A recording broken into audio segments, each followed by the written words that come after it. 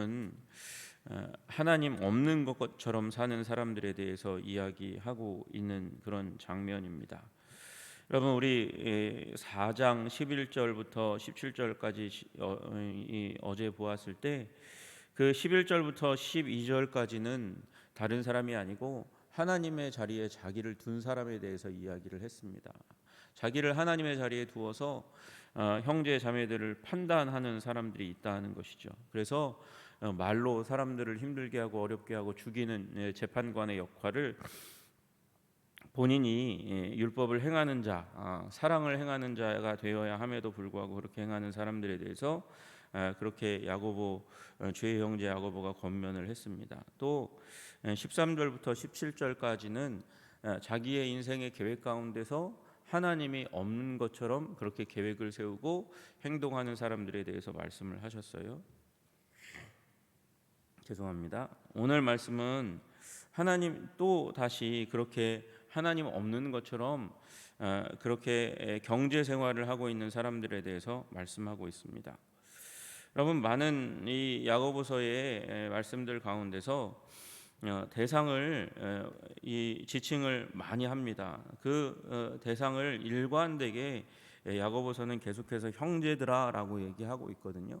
믿는 사람들, 믿음을 같이 하고 있는 사람들 형제들아 이렇게 불러왔는데 5장에 들어갈 때는 형제들아라는 말을 쓰지 않고 들으라 부한자들아 이렇게 이야기하고 있어요. 여러분, 들으라 부한자들아, 그러니까 여러분, 이게 정말 믿는 사람들에게 이야기를 하고 있는 걸까라는 생각을 할 만큼 아주 신랄한 비판과 비난을 그렇게 쏟아내면서 분별하면서 그들을 형제들이라고 부르지 않으니까 아마도 여기 얘기하고 있는 사람들은 이 편지의 수신자들, 이 편지를 받는 흩어져 있는 하나님의 백성들에게 주는 말씀이고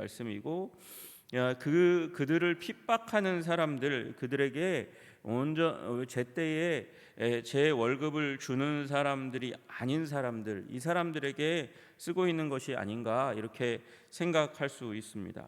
그래서 그런 그들에게 피해를 받고 있는 사람들을 위로하고 격려하고 그들이 위정상이고 당신이 정상이고 그들은 심판받을 것이고 당신들은 심판의 대상이 아니라고 이야기하는 것일 수도 있을 것 같습니다. 그러나 여러분, 왜 야고보가 그렇게 쓸데없는 짓을 하겠어요? 야고보가 여러분, 이 귀한 서신을 쓰면서 굳이 지금 듣지도 않을 사람, 사실 여기 얘기하고 있는 이 야고보와 그 수신자인 사람들 이외의 사람들을 지칭해서 그들에게 편지를 쓸 필요가 뭐가 있겠습니까? 흩어져 있는 사람들이니까. 아마도 우리 지난번에 처음 시작할 때 말씀드렸지만 이들이 오순절날 주님께서 주시는 성령의 은혜를 받아서 그래서 하나님의 큰 일을 듣고 나아가서 교회를 개척하는 사람들이 먼저 일진이 있었을 거고, 그리고 이진으로 스데반의 핍박으로 말미암아 흩어진 사람들, 그 사람들이 이제 나아가서 흩어져서 가서 이제 또 이 디아스포라의 삶을 살았을 겁니다. 여러분, 디아스포라의 삶, 흩어진 사람들이라는 말은 힘없는 사람들이라는 걸 의미하는 것이죠. 여러분, 뭉치면 살고 흩어지면 죽는다, 우리가 자주 하는 말 아닙니까? 그런데 흩어졌다는 말은 다시 얘기하면 힘이 없어진다는 것이죠. 무력하게 된다는 것입니다. 여러분, 그런데 그들 가운데서 부한 자들이 나타났어요. 가지고 있는 재산 그것을 잘 챙겨가지고 갔습니다. 가가지고 그가 이 도착한 도시 가운데서 그 돈을 꼭 쥐고 그리고 자신의 부를 일으키려고 하는 사람들이 어찌 없을 수 있겠습니까? 흩어지고 나면 그때 남는 게 돈인 거죠. 그래서 유대인들이 언제든지 유럽 사회 가운데서 핍박받고 그리고 도망갈 때를 대비해서 돈을 축적해 놓는 거예요. 믿을 건 하나님과 돈밖에 없다고 생각하니까 그래서 돈을 축적하고 악랄하게 모으는 그런 일들이 일어나는 거고, 그래서 유대인들이 계속해서 돈 많은 유대인들이 미움의 대상이 되는 일들이 많았던 겁니다. 근데 문제는 뭐냐면 그것이 잘못된 방식으로 돈을 버는 것이 문제였다는 것입니다. 동료 형제 자매들을 힘들게 하고 어렵게 하는 일들이 일어났다는 것이죠. 여러분, 그래서 들으라 부한자들아 이야기하고 나서 그리고 이어서 너희에게 임할 고생으로 말미암아 울고 통곡하라 그렇게 말씀하고 계세요. 여러분, 울고 통곡하라라는 말은 크게 부르짖고 울부짖는 것을 의미하는 것입니다. 울고 이게 통곡하라는 이 말은 그냥 여기에 그냥 단순히 말씀하고 있는 게 아니라 이 말씀을 잘 이해하고 있는, 울고 통곡하는 것을 잘 이해하고 있는 유대인 신자들에게 말씀하고 있다는 것을 기억해야 합니다. 왜 이것을 잘 이해할 수밖에 없습니까? 이게 나라가 망해가는 그 상황 가운데 이 하나님의 선지자들이, 예언자들이 주로 했던 표현이 울고 통곡하라고 말씀하시는 거예요. 임박한 환란이 있으니까 그 환란을 피할 수 없으니까 울고 통곡해야 된다고 그렇게 말씀하세요. 여러분, 너희에게 임할 고생으로 말미암아 울고 통곡하라. 너무도 분명한 심판이기 때문에 울고 통곡해야 된다고 말씀하게 됩니다. 마지막 심판으로 말미암아 그 이전에 구약 시대에 하나님께서 이스라엘 백성들을, 유대 백성을 주님께서 심판하셨지만 이제 예수 그리스도가 오셨는데도 불구하고 이제 그들이 그러한 부패한 삶 가운데 들어갔으니 이제 그 마지막 심판으로 말미암아 잃을 것을 다 잃게 될 것이고 갖게 된 것을 다 쏟아버리는 그런 압도적인 고통이 오게 될 것이니까 그러므로 너희는 울고 통곡하라 그렇게 말씀하세요. 여러분, 여기 이 고생이라는 말은 불행하고 아주 비참하게 되는 지경을 의미하는 것입니다. 부한자들이 그렇게 도망가서 그렇게 흩어져서 돈을 가지고 자기의 다시 한번 삶의 기반을 구축했습니다. 구축해서 힘을 얻었습니다. 문제는 그것이 마지막, 그것이 최고인 줄 알았는데 그 다음에 하나님의 주권이 있다는 것이죠. 하나님의 심판이 있다는 것이죠. 물불 안 가리고 형제자매들을 어렵게 하는 그 과정들을 통해서 얻은 재물을 통해서 말씀하시는 것은 그것을 통해서 너희가 심판을 받게 될 것이라는 것이에요. 여러분, 어떻게 심판을 받는가? 이미 그들이 가지고 있는 그 물질들이 다 산화되는 일이 일어나게 될 것이다 말씀하십니다. 그것이 2절과 3절의 말씀이죠. 너희 재물은 썩었고 너희 옷은 좀 먹었으며 너희 금과 은은 녹이 슬었으니 그렇게 말씀하십니다. 여러분, 고대 사회에 부가 뭐가 있겠습니까? 부라는 것이 먹는 것, 입는 것, 그리고 주택이라고 얘기할 수 있겠죠.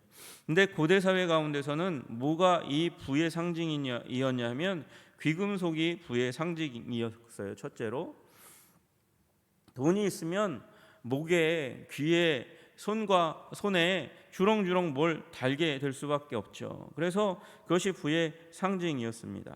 또 옷이 부의 상징이었습니다. 지금보다 부의 상징을 더 나타내는 것이 옷이었습니다. 옷감 하나만 해도 귀하기가 이를 데 없어서 이 자주색 옷은 왕들밖에는 입을 수 없는 아주 고귀한 옷이었습니다. 여러분, 그 옷, 이 남루한 옷이 아니라 고급 옷은 부를 상징하는 것이었어요.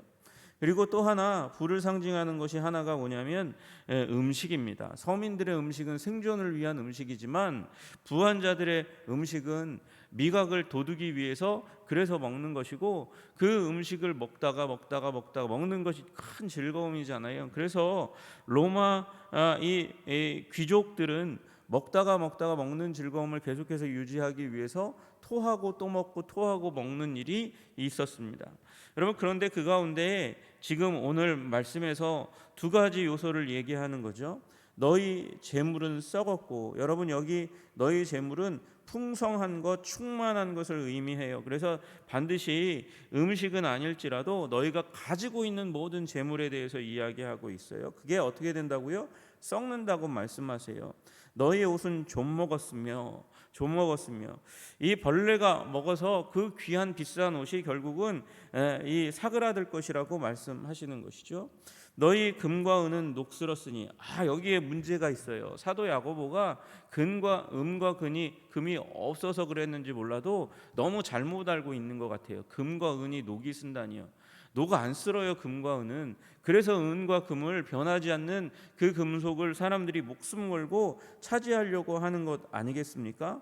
여러분, 그런데 여러분, 그게 사도 야고보가 몰라서 그렇게 얘기하는 것이 아니에요. 여러분, 결국 그 모든 것이 어느 순간이 되면 다 useless하게 된다, 가치 없는 것이 된다, 소멸하게 될 것이다, 그렇게 말씀하고 계시는 것이죠.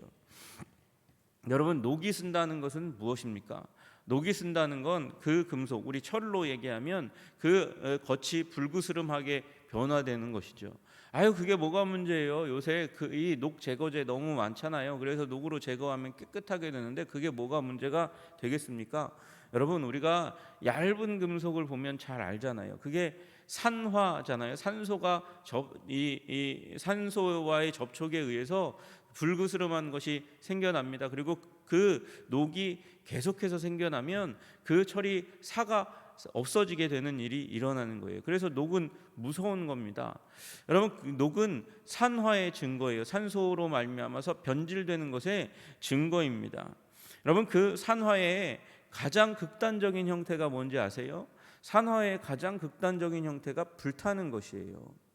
불타는 것이 산소와 그리고 불이 붙으면서 그 산소가 계속해서 공급되는 한 불이 그 존재, 불붙은 존재를 완전히 없애는, 존재를 없애는 게 산화의 끝, 이 불이 일으키는 일이라는 것이죠. 그와 같은 멸망이 너희 삶 가운데 임할 것이다. 너희가 그렇게 꼭 쥐고 있는 그것으로 말미암아 너희가 부하게 되고 삶이 안정될 것이라고 여기지만, 그러나 그것이 하나님이 원하시지 않는 것이기 때문에 그렇게 불타 없어질 것이다, 그렇게 말씀하고 계시는 거예요. 아이고, 하나님, 그러면 지금 말씀하시는 게 재물을 하나님께서 싫어한다는 겁니까? 우리 자신을 위해서 돈을 보관하는 것, 그거 당연한 일 아닙니까? 그건 지혜로운 계획이죠. 왜 그걸 나무라십니까? 그걸 문제 삼으십니까? 그걸 문제 삼는 게 아니고요. 하나님은 지금 이기적이고 탐욕적인 생활에 대해서 이야기하고 있는 것이에요. 재림과 심판의 때에, 그때에 너희가 무엇을 하고 있다? 재물을 쌓아두고 있다는 것입니다. 재물을 쌓아두고 그것으로 자기 만족을 누릴 뿐만 아니라 사람들에게 해를 주고 있다는 것, 그것이 지금 야고보가 지적하고 있는 문제라는 것이죠. 여러분, 우리 이 사도행전 2장 17절에 말씀하세요. 말세의 때가 어떤 때입니까? 말세의 때는 재림과 심판의 때이고, 그리고 사도행전 2장 17절의 말씀으로는 그 재림과 심판을 준비하는 때예요. 여러분, 사도행전 2장 17절에 일어나는 일이 무엇입니까? 하나님이 말씀하시기를 말세에 내가 내 영을 모든 육체에 부어주리니 너희 자녀들은 예언할 것이요 너희 젊은이들은 환상을 보고 너희 늙은이들은 꿈을 꾸리라. 여러분, 마지막 시대에는 꿈과 희망을 가지고 하나님의 말씀을 전파해야 될 시기예요. 잃어버려진 자들을 구원해야 될 때인데, 그런데 그들은 하나님을 의지하여 하나님의 뜻을 수행하여 그래서 재림과 심판의 때를 준비해야 될 그때에 자기 재산 모으는 일에 하나님을 의지하고 하나님을 의뢰하고 그리고 하나님을 사랑하고 섬기는 일에 집중해야 될 그때에 자기 재산 모으는 것에 집중했다고 이야기하는 것이죠. 여러분, 야고보는 얘기하고 있는 거예요. 가난하고 불쌍한 사람들을 돕는 대신 돈을 긁어 모으기만 하고 인색하고 탐욕스러운 지주들에게, 재산가들에게 임하게 될 심판을 경고하면서 호통을 치고 있는 것이죠. 여러분, 이건 부자이기 때문에 문제를 삼는 것이 아니라 악한 부자이기에 문제를 삼는 것입니다. 여러분, 우리 처음 시작할 때 가난한 자가 물질에 가난한 사람을 의미하는 게 아니라고 말씀을 드렸어요. 가난한데 그 가난으로 말미암아 자신의 영혼의 가난으로 삼아서 하나님을 의뢰하는 사람이 진짜 하나님을 사랑하는 사람이죠. 여러분, 근데 적은 재산을 갖고도 그것을 의지하고 하나님을 의뢰하지 않고 하나님의 뜻을 구하지 않고 그리고 하나님의 뜻을 실행하지 않는 사람들이 문제인 것이에요. 마찬가지인 것입니다. 그러니까 재물을 가지고 있는 게 문제가 아니라 재물을 의지해서 하나님을 의뢰하지 않고 하나님이 원하시는 뜻을 실행하지 않는 것, 그게 문제인 것이죠. 여러분, 그래서 원래 그들 초대 그리스도인들이 어떻게 했었습니까?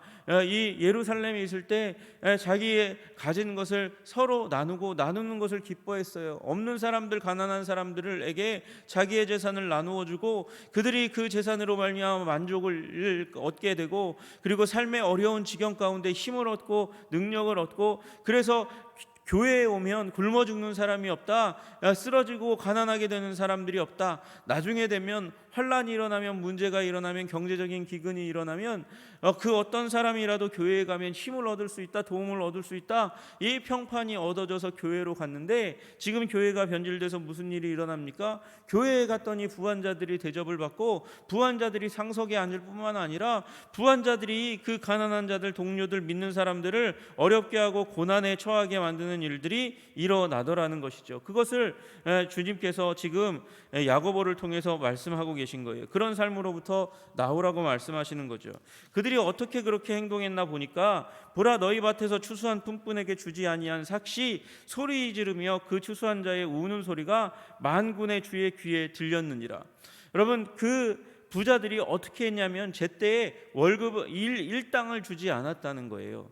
여러분, 밭에 와서 추수를 위해서 일을 합니다. 그러면 그걸 하루의 품삯을 하루에 지급하는 게 그 당시에 관행이었어요. 근데 추수가 맞춰지기까지, 너희가 중간에 도망갈지 모르니까 추수가 맞춰지는 그날까지는 월급 못 줘. 너희들이 입에 풀칠하는 거, 너희 가족들이, 자녀들이 먹고 마시고 그리고 배를 채우고 생명을 연장하는 거, 그건 나에게 문제가 아니야. 나는 내 맘대로 내 이 수확을 충분히 할 수 있도록 하기 위해서 내가 너희들에게 주는 월급의 때를, 시한을 정해서 그때 주겠다. 추수가 맞춰지면 그때 도망갈 일이 없을 때, 그 도망가도 되는 그때까지는 내가 너희들을 도망가지 못하게 너희의 목줄을 쥐고 흔들겠다, 그렇게 이야기하는 거예요.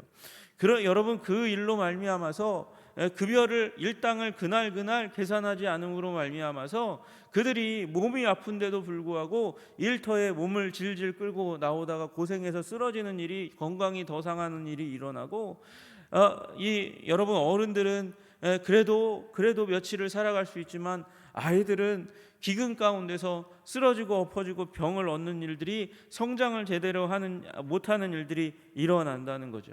그러면서 너희들이 하는 일이 무엇이냐? 좋은 옷을 입고 그리고 주렁주렁 귀금속을 달고, 거기서 끝나는 게 아니고 너희가 땅에서 사치하고 방종하더라, 그렇게 얘기하는 거예요. 여러분, 사치하고 방종하고, 그래서 그렇게 하는 일이 너희가 하나님 앞에서 무슨 일인지 아니? 그렇게 이야기하는 것이죠. 그것이 무슨 일입니까? 살육의 날에 너희 마음을 살찌게 하는 일이다, 그렇게 이야기하는 거예요. 여러분, 살육의 날이 무엇이냐? 도살의 날입니다. 도살의 날에 짐승을 잡는 그날 어떤 짐승을 잡겠습니까? 살찐 짐승을 잡는 것이죠. 여러분, 그들은 자기의 욕심으로 스스로 심판의 날, 마지막 날, 하나님께서 심판할 그 마지막 날 가운데서 너희 마음을 살찌우게 하고 너희 삶을 살찌우게 하고 다른 이들은 가난하게 만들었으니 너희가 제1의 심판의 대상이다, 그렇게 말씀하시는 것이죠. 여러분, 우리가 하나님의 심판을 받는 이유가 다른 데 있는 것이 아닙니다. 하나님을 우리 삶의 주인으로 인정하지 않는 거예요. 진정하지 않는 그 양상은 어디에 나타나느냐? 이웃을 냉대하고 이웃의 경제적인 삶에 무관심하고, 그들이 굶어 죽건 말건 나는 내 일속을 차리고 말겠다, 나는 나의 부함과 사치를 위해서 일한다, 존재한다, 그렇게 이야기하면 여러분, 그건 하나님 없는 삶이야. 하나님을 하나님으로 삼지 않는 삶이라고 말씀하시는 것이죠. 여러분, 6절에 말씀하세요. 너희는 의인을 정죄하고 죽였으나, 너희는 그들을 정죄하고, 말로는 무능하다 이야기하고, 말로는 그 하루 월급을 받지 못해서 그렇게 비참하게 가정이 무너지고 깨어지고 죽고 병들고 그리고 자녀들이 비참하게 되느냐? 너희들은 무능한 사람들이야. 아니, 무능하게 어떻게 됐어요? 제때 월급을 주지 않으니까 그렇게 되는 것이죠. 그렇게 비난하고 정죄하고 거기서 끝나지 않고 죽였다는 것이죠. 그러나 그는 너희에게 대항하지 아니하였느니라. 하나님의 뜻을 행하느라고 그들은 그렇게 행동했다고 이야기하는 거예요. 그래서 여러분, 부한 자들에게 그 자리에서 돌이키라고 말씀하고 계시는 것입니다. 여러분, 우리가 우리의 삶을 돌아보아야 합니다. 이것을 다만 부자에게, 물질적으로 부한 자들에게 말씀하고 계시는 것이 아닙니다. 나로 말미암아서 고통받고 아파할 수 있는 사람들, 그 사람들이 여러분, 우리의 자녀가 될 수도 있고 우리의 부모가 될 수도 있고 우리 가정 안에 있을 수도 있습니다. 그리고 또 우리 가까이서 나를 사랑하고 섬겨주는 사람들을 나는 무가치하게 여기고 그들을 우리 삶의 경제적인 삶, 우리 삶을 영위하는 그 일 가운데 도구로 여기는 것, 나와 그의 인격적인 삶으로 여기지 않고 그를 물건으로 여기고 도구로 여기고 짐승으로 여기는 삶, 여러분 그것이 기독교 역사 가운데 제국주의 시대에 있었던 일이에요. 남미를 아메리카 땅을 점령했을 때 유럽 사람들이 그 인디안들을 향해서 짐승이라고 사람이 아니라고, 왜 그런 철학 가운데 갑니까?